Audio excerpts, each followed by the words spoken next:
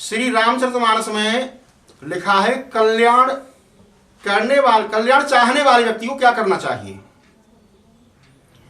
जो आपन चाहे कल्याणा सुजस सुमति सुभगति सुनाना सो पर नार लीलार गुसाई तजहु चौथी के चंद की नाई।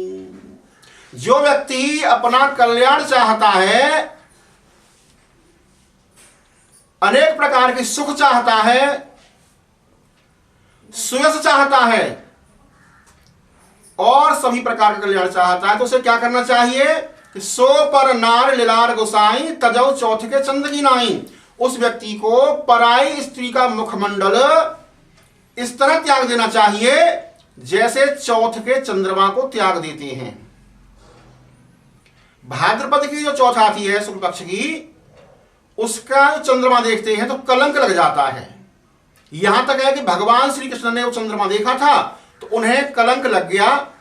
जो समंतक मणि के लेने के लिए कलंक लगा उनका, और बाद में फिर उसकी खोज हुई, जामवंती के साथ उनका विवाह हुआ, तो ये कथा अलग है।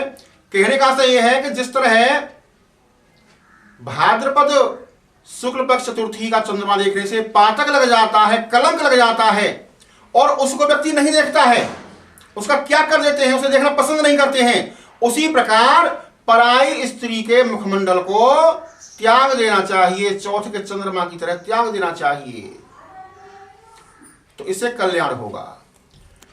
और आगे कह रहे हैं कि 14 भुवन एक पति होई भूत द्रोह तिष्ठ नहीं सोई गुण सागर नागर नर जोई अल्प लोभ भल कहे न कोई।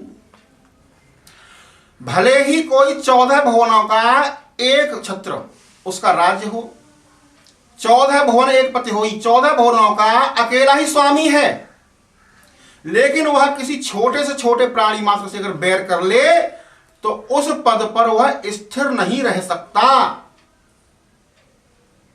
और भले ही वह गुणों का समुद्र है, गुण सागर नागर नर जोई, उसके अंदर अनेकों प्रकार के गुण हैं, गुणों की खान है, गुणों का समुद्र है, लेकिन अगर उसे थोड़ा भी लोभ आ गया तो उस व्यक्ति को कोई भला नहीं कहता है। जब थोड़े लोभ पर भला नहीं कह रहे हैं तो अधिक लोभ का क्या कहना फिर। इसलिए लोभ का त्याग कर देना चाहिए और कल्याण चाहने के लिए पराई स्त्री का मुखमंडल त्याग देना चाहिए, नहीं देखना चाहिए।